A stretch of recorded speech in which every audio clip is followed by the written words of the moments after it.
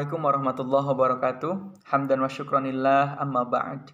Yang saya hormati dan saya muliakan Bapak dosen pengampu mata kuliah manajemen organisasi nirlaba, yaitu Bapak Herman Esos MAG. Kemudian rekan-rekan semuanya yang ikut hadir pada kesempatan kali ini, mudah-mudahan kita semuanya ada dalam perlindungan Allah Subhanahu wa taala. Baik teman-teman, izinkanlah saya Ayi Rismawan untuk melanjutkan pembahasan tentang membangun tim kerja serta pengambilan keputusan dalam suatu kelompok. Yang mana di sini saya akan sedikit memaparkan tentang pendekatan-pendekatan dalam mengambil sebuah keputusan. Dalam suatu organisasi, pengambilan keputusan merupakan faktor yang sangat menentukan keberhasilan organisasi dalam mencapai tujuan yang sudah ditetapkan. Pengambilan keputusan merupakan salah satu fungsi seorang pemimpin. Oleh karena itu, setiap pemimpin harus menyadari posisinya yang strategis dan sekaligus berupaya agar mampu mengambil setiap keputusan dengan tepat. Di samping harus menguasai berbagai pendekatan-pendekatan dalam pengambilan keputusan, ia juga harus mampu mengimplementasikannya dengan tepat dan benar. Karena pada akhirnya bawahanlah yang akan melaksanakan setiap pengambilan keputusan yang telah ditetapkan tersebut. Nah, oleh karena itu seorang pemimpin perlu menyadari bahwa situasi yang dihadapi tidaklah selalu sama. Pasti ada perubahan-perubahan kondisi. Disinilah pentingnya seorang pemimpin senantiasa mempertimbangkan situasi yang dihadapi setiap kala hendak mengambil sebuah keputusan. Oke, untuk selanjutnya itu ada pengertian pengambilan keputusan menurut para ahli yang saya ambil di sini, yaitu pengambilan keputusan menurut Stunner. Apa sih pengambilan keputusan itu? Yaitu suatu proses yang digunakan untuk memilih suatu tindakan sebagai cara dalam menyelesaikan masalah. Intinya, pengambilan keputusan yaitu suatu proses untuk menyelesaikan masalah. Nah, itulah pengambilan keputusan. Selanjutnya ada pendekatan dalam pengambilan keputusan. Menurut Syagian, pendekatan dalam pengambilan keputusan itu dibagi menjadi 5. Yang pertama, pendekatan kondisionalitas. Artinya, yaitu pendekatan yang didasarkan bahwasanya setiap proses pengambilan keputusan bukanlah sebagai tindakan yang tunggal. Artinya satu strategi atau satu perencanaan, satu pengambilan keputusan pasti tidak akan pernah berfungsi di setiap kondisi. Pasti setiap kondisi memerlukan keputusan-keputusan tersendiri. Oleh karena itu, kita semuanya dalam pengambilan keputusan harus mempertimbangkan kondisi sebelumnya, kondisi saat ini, serta kondisi dan situasi yang akan datang. Contoh, dahulu kita semuanya berbelanja ke toko, ke pasar, dan lain sebagainya.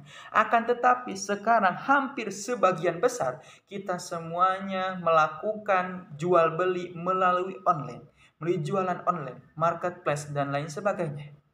Nah, oleh karena itu, seorang pemimpin toko atau perusahaan harus mampu menyeimbangkan dalam promosi, dalam penjualannya, mengikuti dengan tren zaman saat ini dan yang akan datang. Ya, karena sekarang sedang trennya jual beli online, maka seorang pemimpin dalam perusahaan tersebut, dalam toko tersebut, harus mampu untuk menjual barang-barangnya yang mereka miliki dalam online juga. Supaya apa? Supaya menyaingi kompetitor-kompetitor yang lain, sehingga barang-barang yang dia miliki laku terjual. Nah, itu pendekatan kondisionalitas. Yang selanjutnya ada pendekatan sistematis. Maksudnya apa? Suatu proses logis yang melibatkan pengambilan langkah-langkah secara merinci menjadi bagian-bagian yang kecil. Maksudnya ketika kita sudah mampu nih dalam suatu, kita mempunyai perusahaan dalam menjual barang contohnya.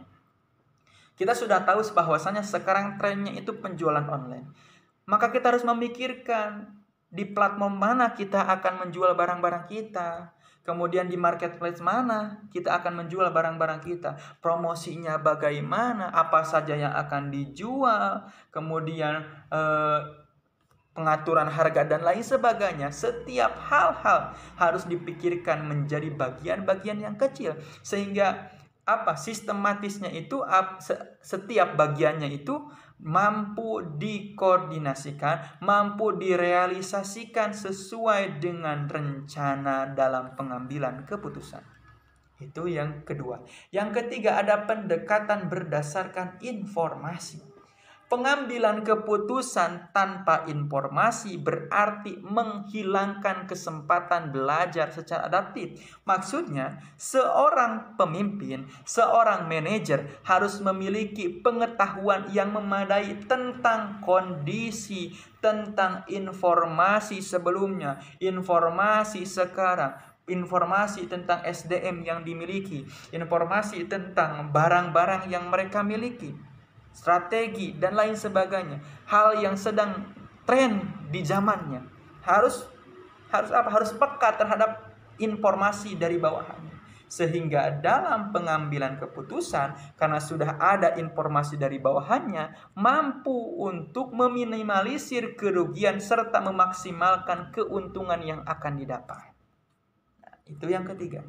Yang keempat, ada mempertimbangkan faktor-faktor ketidakpastian.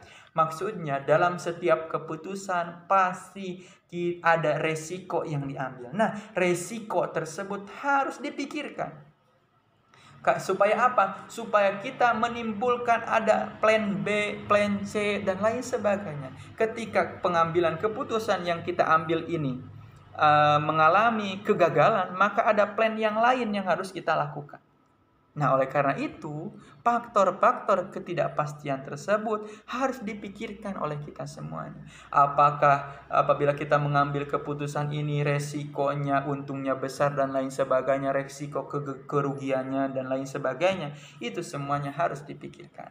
Dan yang terakhir, ada pendekatan tindakan yang nyata. Maksudnya, setelah ada pengambilan keputusan, realisasikanlah dengan sesuai dengan rencana yang telah ditetapkan, sehingga menjadi hasil yang bukti, yang bukan hanya keputusan saja, akan tetapi ada wujud pembuktian dari setiap keputusan yang diambil. Nah, itu merupakan pendekatan-pendekatan dalam pengambilan keputusan. Untuk selanjutnya, ada hal-hal yang menjadi penghambat dan pendorong dalam pengambilan keputusan. Apa saja sih? Oke, yang pertama ada kendala internal dalam diri kita. Maksudnya apa? Pasti di setiap diri individu kita masing-masing memiliki sikap egois, ragu-ragu, tidak percaya diri, dan lain sebagainya. Tidak mendengarkan pendapat orang lain. Nah, itu semuanya akan menjadi penghambat dalam pengambilan keputusan. Apa faktor pendorongnya? Ya, kita harus apa? Harus peka terhadap bawahan kita, peka terhadap informasi, harus tegas, berani dalam mengambil keputusan. Yang kedua, kegagalan di masa lalu.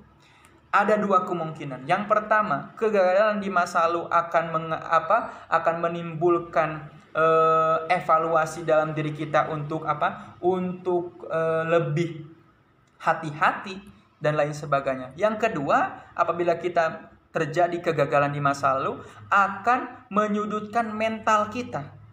Kita tidak menjadi berani untuk mengambil keputusan lagi karena sudah karena dahulu pernah gagal. Nah, itu. Yang selanjutnya, ada kesalahan informasi. Informasi yang diberikan apabila salah, ini akan berakibat fatal terhadap pengambilan keputusan. Yang selanjutnya, ketidakpastian. Job desk, kemudian hasil, seberapa pentingnya pengambilan keputusan, apakah penting pada saat ini kita harus mengambil keputusan dan lain sebagainya. Ketidakpastian itu menjadikan diri kita apabila kita seorang pemimpin menghambat dalam pengambilan keputusan. Yang kelima, kemalasan. Pasti apabila malas sudah menyerang kita semuanya, baik pengambilan keputusan, melaksanakan keputusan, dan lain sebagainya, tidak akan berjalan dengan lancar. Yang selanjutnya, kekurang mampuan dalam mengelola waktu. Istilahnya ini, Karena setiap orang memiliki kemampuannya masing-masing. Apabila seorang tersebut tidak mampu untuk mengelola waktu dengan efektif, pasti nanti ketika sudah ditetapkan dalam pengambilan keputusan ataupun dalam pengambilan keputusan karena kekurangan waktu, karena tidak mampu untuk untuk mengelola waktu, akibatnya akan pengambilan keputusan tersebut tidak akan sempurna. Yang selanjutnya, yang terakhir, yaitu tidak ada keberanian untuk memutuskan. Jadi seorang pemimpin itu harus memiliki keberanian dalam mengambil keputusan. Disertai dengan yang tadi, harus memiliki plan B, plan C, dan lain sebagainya, mendengarkan pendapat bawahannya, mempeka terhadap informasi, dan lain sebagainya dipertimbangkan. Nah, oleh karena itu teman-teman semuanya, itu merupakan pendekatan-pendekatan serta faktor penghambat dan pendukung dalam proses pengambilan keputusan. Mungkin sekian yang dapat saya sampaikan, kurang lebihnya mohon dimaafkan. Saya pamit undur diri. Wassalamualaikum warahmatullahi wabarakatuh.